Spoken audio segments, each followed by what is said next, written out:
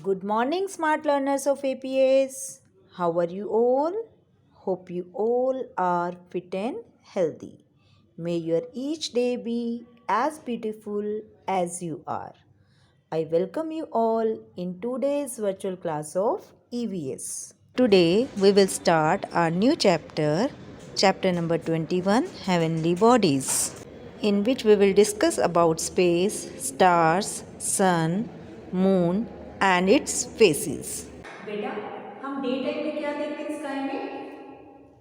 Yes, सन। और night में क्या देखते हैं? Stars, moon. Very good. तो ये सब क्या है? ये सब हेवनली बॉडीज हैं। हेवनली बॉडीज मतलब natural objects found in the sky. तो आज हम इसी के बारे में पढ़ेंगे।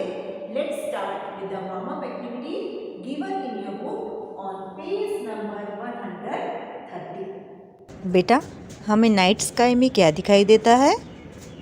Very good, moon and star. तो आपको पिक्चर गिवन है बुक में और आपको लिखना है कि आपको इस पिक्चर में नाइट स्काई में क्या दिखाई दे रहा है। ओके, वार्म अप एक्टिविटी के बाद हम क्या करते हैं? New words. Very good. तो these are the new words of this chapter. First word is revolve. REVOLVE। Revolve. Revolve means to move around, किसी चीज के चारों ओर घूमना। जैसे हमारी अर्थ सन के चारों ओर घूमती है। Our earth revolves around the sun. Second word is atmosphere. ATMOSPHERE।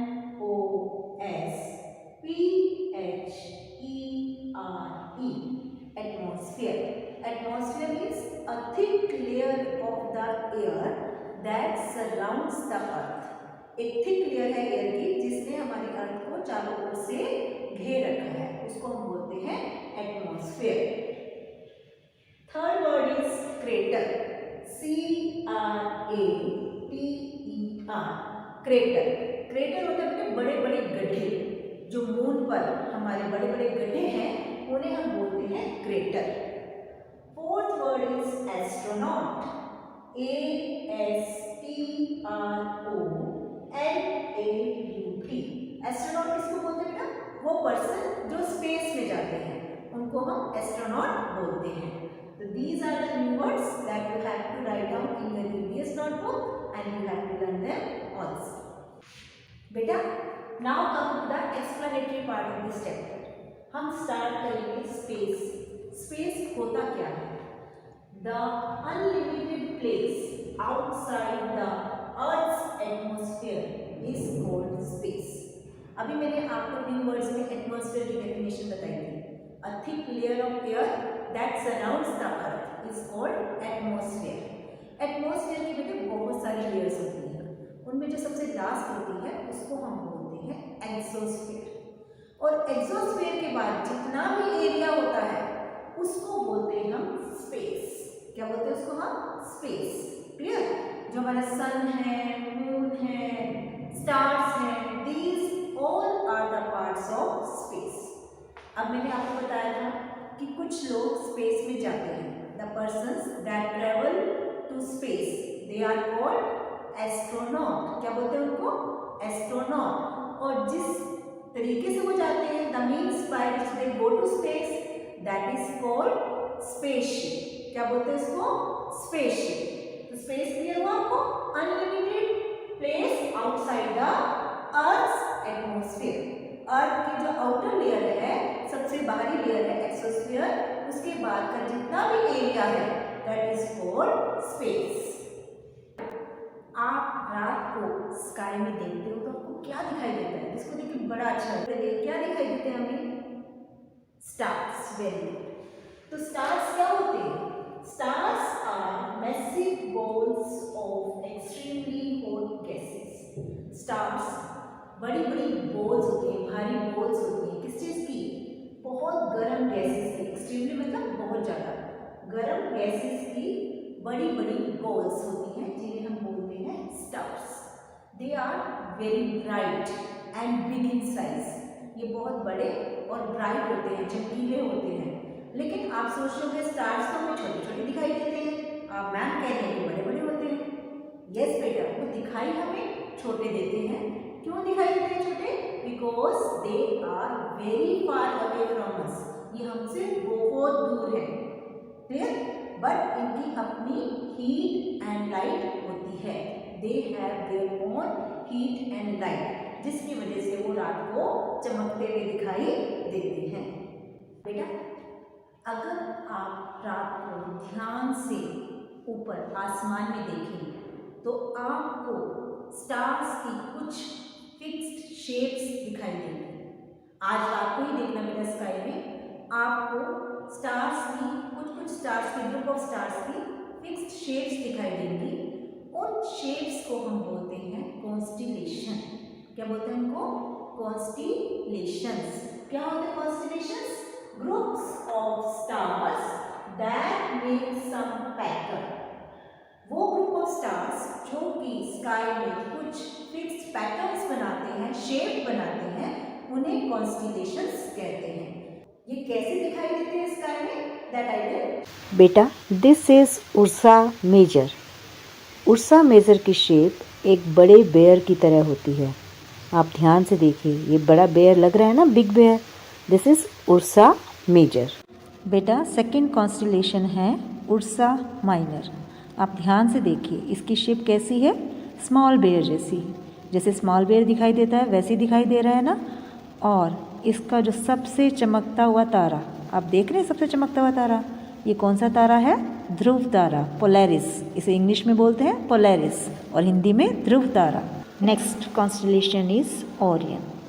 This is a very beautiful constellation. आप ध्यान से देखिए, इसकी शेप एक हंटर जैसी दिखाई देती है। It makes the shape of a Hunter. है ना बहुत खूबसूरत कॉन्स्टिलेशन? बेटा, अभी हमने थोड़ी देर पहले स्टार्स की बात करी थी। Stars are massive balls of extremely hot gases. They have their own heat and light. They appear small in size because they are far away from us. अब मुझे एक बात बताइए बेटा, दिन में हमें क्या दिखाई देता है स्काई में? सन, है ना? सन की रोशनी कितनी ज़्यादा होती है, हम सारा काम सन की रोशनी में करते हैं डे टाइम में, है ना? और आजकल विंटर्स है तो हमें ठंड लगती है, तो हम कहाँ बैठना पसंद करते हैं? धूप में। क्यों बैठते हैं धूप में? ताकि हमें हीट मिले। ये हीट हमें कहाँ से मिल रही है? सन से। कहाँ से मिल रही है? सन से। तो sun is the ultimate source of heat and light. Clear? अब हमने बात करी थी कि स्टार्स हमें छोटे दिखाई देते हैं because they are far away from us. Sun भी हमसे दूर है, लेकिन ये और स्टार्स की बजाय थोड़ा नज़दीक है, जिसकी वजह से ये हमें बड़ा दिखाई देता है। It is the nearest star to the earth. ये अर्थ के सबसे नजदीक स्टार है, इसलिए ये हमें साइज में बड़ा दिखाई देता है। और it is the ultimate source of heat and light on the अर्थ। और ये अर्थ पर हीट एंड लाइट देता है। आपको पता है, सन की हीट की वजह से ही विंड्स ब्लो करती हैं, सीजन चेंज होते हैं, बारिश होती है। ठीक है बेटा? तो सन क्या है? सन एक स्टार है। It is a hot ball of gases. ये एक हॉट बॉल है गैस का, और it is the nearest star to the earth and it is the ultimate source of heat and light on the earth. बेटा, night में stars को हम देखते ही हैं स्काई में। इसके अलावा हमें क्या दिखाई देता है? बड़ा सा, यस, मून, जिसको हम चंदा मामा भी कहते हैं ना। मून हमें बड़ा दिखाई देता है स्टार्स से। स्टार्स छोटे छोटे दिखाई देते हैं, मून हमें बड़ा दिखाई देता है। अब मून हमें बड़ा क्यों दिखाई देता है? बिकॉज मून जो है वो स्टार्स की बजाय अर्थ के काफ़ी नज़दीक है। और मून को हम सैटेलाइट कहते हैं। मून को हम सैटेलाइट क्यों कहते हैं? बिकॉज मून जो है दैट रिवॉल्व्स अराउंड द अर्थ। वो हेवनली बॉडी जो कि अर्थ के चारों ओर घूमती है, उसको हम कहते हैं सैटेलाइट। क्या कहते हैं? Satellite. Moon is the natural satellite of the अर्थ। और मून की अपनी कोई रोशनी नहीं होती। आप कहोगे मैडम चमकता है वो, आपके रोशनी नहीं होती। बिल्कुल चमकता है बेटा, बट वो अपनी रोशनी से नहीं चमकता, उसके ऊपर सन की लाइट पड़ती है और उस सनलाइट के पड़ने से, उसकी रिफ्लेक्शन से वो चमकता है। ठीक है, it does not have its own light, it shines because of the sunlight that falls on it. अब मैंने आपको बोला कि मून जो है वो अर्थ का सैटेलाइट है because it revolves around the अर्थ। और आपको पता है ये अर्थ का एक चक्कर कितने दिन में पूरा करता है? 29 डेज में। कितने दिन में पूरा करता है? 29 डेज। ठीक है, तो अब आपको पता चला मून के बारे में।